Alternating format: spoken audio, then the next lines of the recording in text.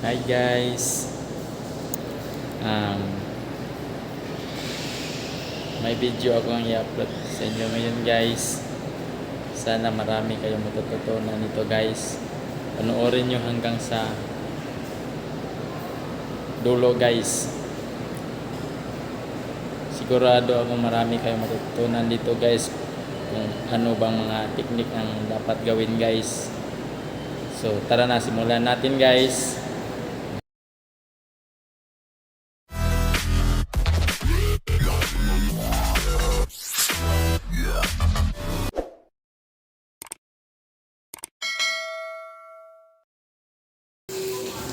Itong sa gilid guys, ginamitan ko to ng number 2, din number 1 din guys.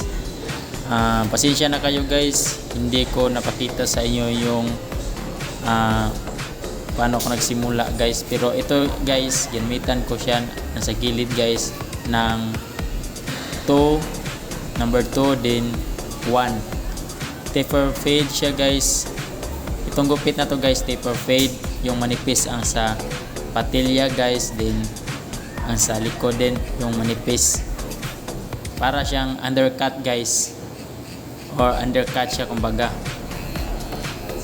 Tapos guys, para hindi kayo mahirapan guys, dapat i-separate nyo yung sa taas niya guys. Dapat meron kayong clip guys, para tulad nyan guys, na naka-clip yung sa taas niya, para hindi kayo mahirapan, para diretso yung trabaho nyo. Tignan nyo guys. Din ito guys, wala na itong guide guys, naka open guide siya, open blade. Then open blade siya guys, pataas. Medium lang guys, medium, huwag masyadong taas. Then open guide, tapos zero, yung pinakadulo guys, pinakababa guys, dapat zero, yung naka zero siya guys, para blend talaga yung walang guhit guys. At ito na rin guys, inaahitan ko na yung sa gilid. Ito yung sa patilya, kasi sa patilya guys, ito talaga yung pinakamanipis, kasi taper fade siya. Ito yung mga latest na gupit guys. Tapos isi-zero nyo to guys, pero ito lang sa patilya guys ha. Ang sa itong sa gitna guys, may tinga na talaga, sa likod ng tinga guys, naka number 2 lang siya guys, at 1. Nasa inyo guys kung medyo gusto nyo pa ng mas manipis, 1.5 ba siguro. Then parehas lang din guys yung gagawin nyo sa kabila guys. Labaha din, shave yung patilya guys, para malinis talaga tingnan. Yan. Sa likod guys, yung paglalabaha guys, madali rin yang matututunan guys, basta porsigido lang kayong matuto kung paano gumamit niyan. Yan. Ito kasi yung paglalabaha guys, ito yung pinaka the best guys sa gupit guys, kasi ito ang nagbibigay linis ng gupit guys. Malinis talaga siya guys pag linalabaha mo yung sa kilid at sa likod. Yan. Tapos nishiban ko din ito sa likod guys, para malinis talaga siya.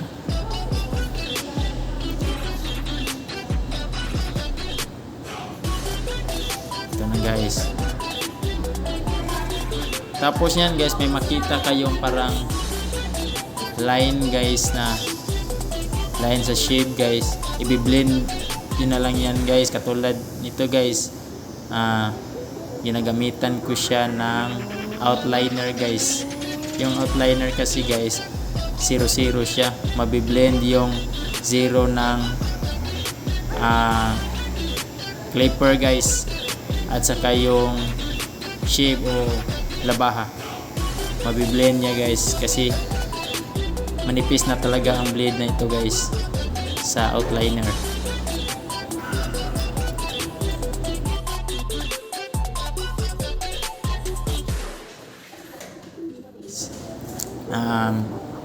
Ito guys, tinatanggal ko na yung sa mga clip sa taas guys, kasi dito na rin ako puputol ng buhok guys.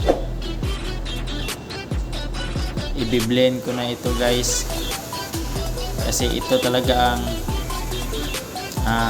magandang hairstyle to guys. Taper sa gilid, taper fade, at saka sa taas guys slick back, para na siyang undercut guys. Ito, sinisiparit ko yung buhok niya guys para mas madali na itong gupitan guys. Depende na sa iyo guys kung ano bang style na komportable kayo guys, pero pag ganito ang ginagawa nyo guys, medyo mapapadali yung pagtapos nyo ng paggupit.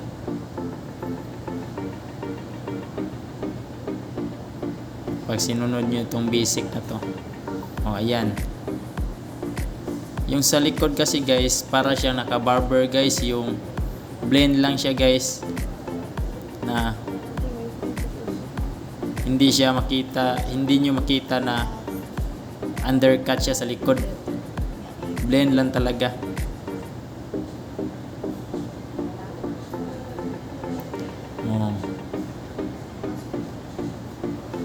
Yan. Maganda na sa likod kahit hindi pa yan tapos guys, pero maganda na sa likod guys, kita nyo naman.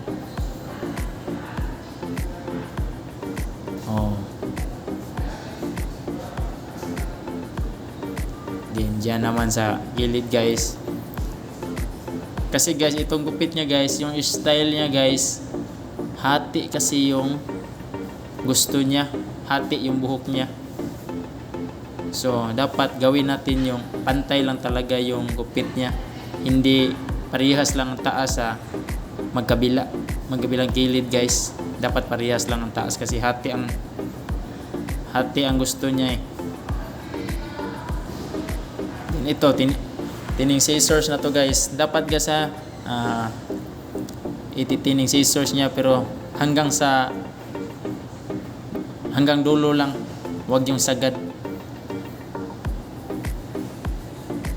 Ito yung itong tining scissors guys, isa ito sa nagpapaganda ng buhok. Ito nagbibigay suabe at smooth at may volume talaga yung buhok guys.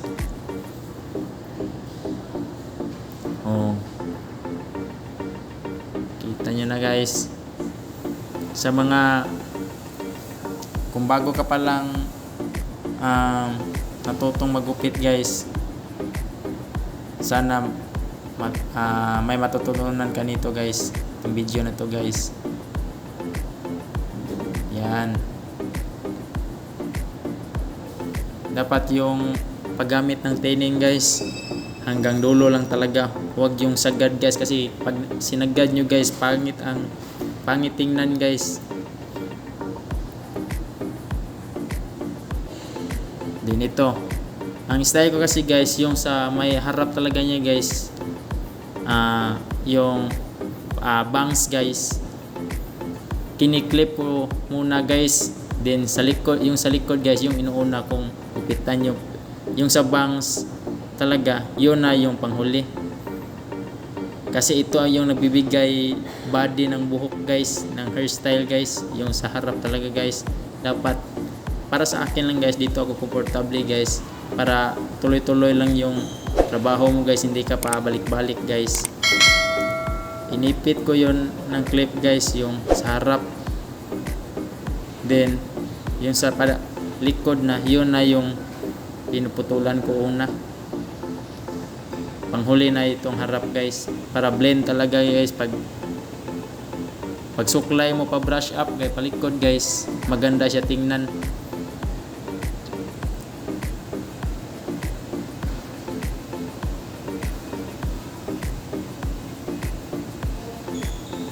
Ito. Oh. Suabing suabi guys.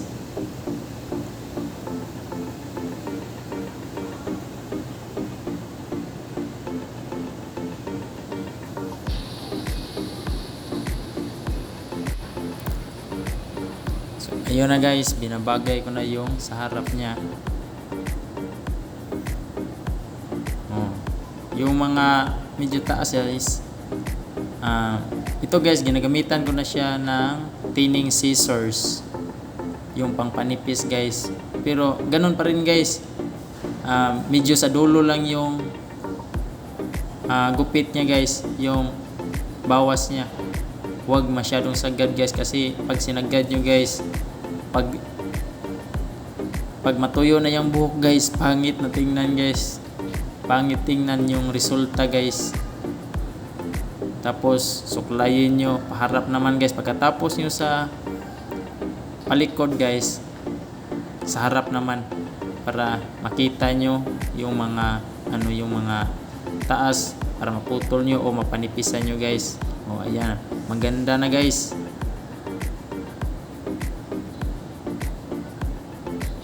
Maganda na talaga.